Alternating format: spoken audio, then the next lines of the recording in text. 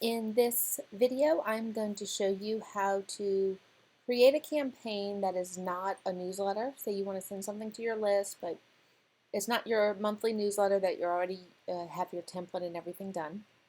One option is to come to a campaign that's already been sent and you hit replicate. When you do this, you can customize the subject line.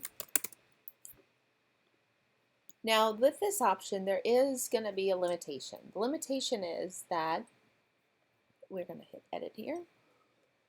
Because this template is pre-designed in our customized nutrition newsletters account, there is not a way for us to delete all of these. You can delete the actual content here,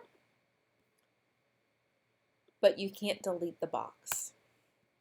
So you can see we can take down the content, but the box is still going to be here.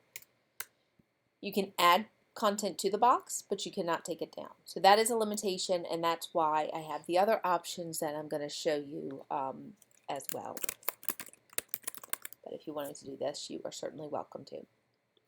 Okay, hope this helps. Thanks.